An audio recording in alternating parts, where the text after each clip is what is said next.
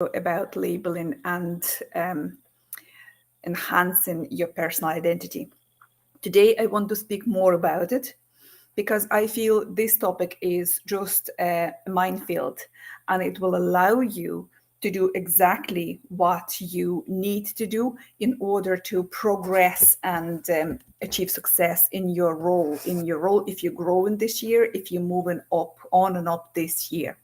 So, ladies in mid-career, anybody who is moving up the level in your current organization, perhaps maybe even in different organization or different industry, will get plenty of value here. So get your pen ready to write stuff down if you need it, because you will get instant value and click with what I am trying to deliver here. So labeling begins in our early days. We deal with labeling for most of our lives. So we are quite familiar with this issue, with this topic. How do we know that we deal with what is labeling? How does it show itself? Let's think. From very early days, she's too quiet. She's too loud. She's the loud one. Or she's a mouthpiece. She's shy. She's afraid of heights. Don't put her on a high chair. So even without knowing, we put labels, apply labels to our kids, and labels were applied to us when we were young. So we know very well how to deal with them. We developed our own mechanisms, and this video will nail the mechanisms that people used and they were not very successful. So you are to avoid those ones. We spend, as I said, most of our lives to defy or confirm to the labels that were applied to us. So where is the sweet middle? Where is the sweet spot? So you don't defy, you don't confirm. The sweet spot is where you develop your strong identity and you're absolutely sure in yourself and in the way you develop to sail through life and your career. Our external labels, they're just like label on your shampoo. They're designed to serve the purpose to basically tell in one word or two words who we are and what we can do. And that fits us in a particular box. So she's proactive. She is too quiet. She's too loud. She is a bitch. She's professional. She's unprofessional. She is mumsy. Young, jolly, old, young, sad. They're all those are labels. And you could see how easily label can blend in with the judgment. And that's where they kind of it's tricky. It's tricky, and it's once we begin to apply that label to ourselves, and once we begin to believe that our label is correct, that's where the self-judgment kicks in as well.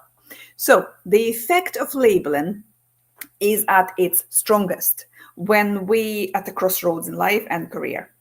So when we move up and on, especially when we get to the point of moving up to the senior role, that's where the label kicks in and shoves you back into your box. Your label becomes very strong, especially if you know how you're labeled, if you know, you understand how people see you, how they portray you, how they label you. So that label will work. It'll start working pretty well when you're moving up and when your doubts and uncertainties and on your own doubts basically and beliefs about yourself kick in. When we need to deal with challenges, we often tend to do what others did already, what others do, okay? Because it's easier. It's like a hack. It's like a quick go-to. I'll just do what they do, right? So I'll save you the time. Ladies, I save you the time. I will tell you exactly what others did so you can just shove that aside and do something different. And I even tell you what you need to do in order to upgrade your, unlabel yourself, upgrade your self-identity and unlabel yourself for good.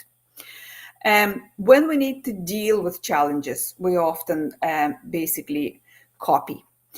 So mistake number one that majority of people do, we try to copy and compare.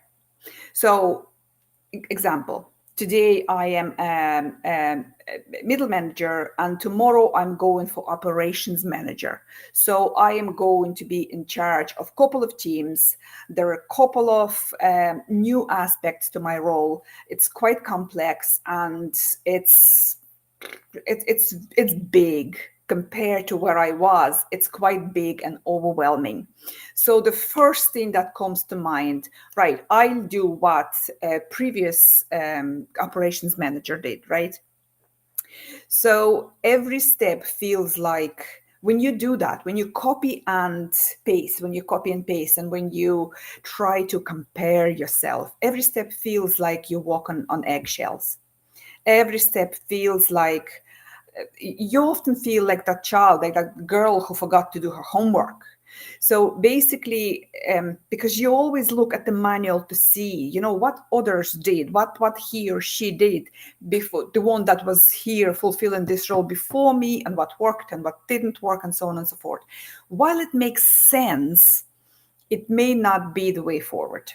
Copying and comparing ourselves to others leads to feel small, incompetent most of the time. And your team will pick up on that message that you try to get across. Understanding that your role is big and requires more of you will give you the tendency to ignore your personal values and your authenticity. Do more of what we did before, or what our role description is. That's what we're trying to do. We just basically get bogged into the role description, and we try to fit ourselves into a new box, take ourselves off the box that we were put in before, and trying to fit into the bigger box, or whatever, bigger role. So this again leads to making us feel insecure and empty. Mistake number 3, we constantly seek external validation. Now, not everybody does that, but when you try to fulfill bigger role, you obviously want and need to know that you're doing all right. So again, seeking external validations will show up in your leadership style, will show up for your team, and it often gives underwhelming results. And mistake number 4, which is over identifying with your label. What that means is it's basically over identifying with your job title, over identifying with your social role. It may limit exploration of other aspects of your personal identity. So, in other words, it cancels your authenticity.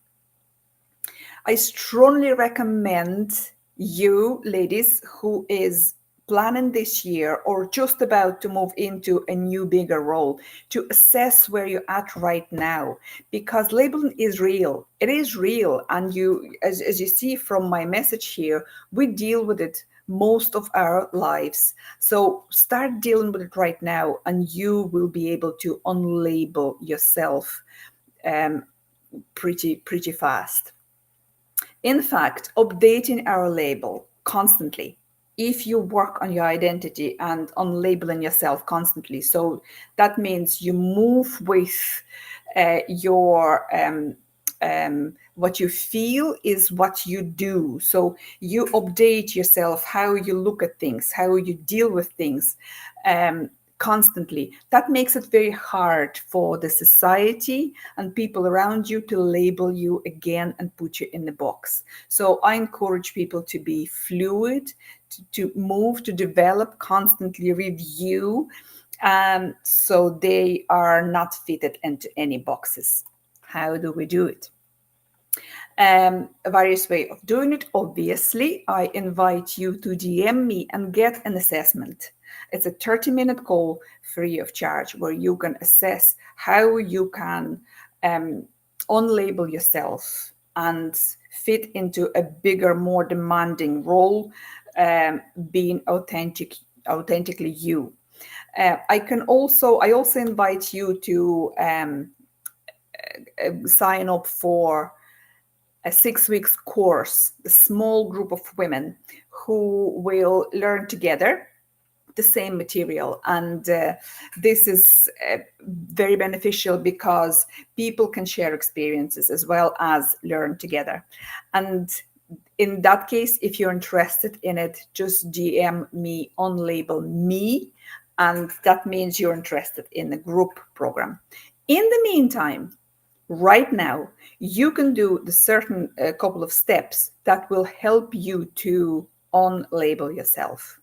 So first and foremost, we do opposite of what those mistakes were. So quit comparing yourself.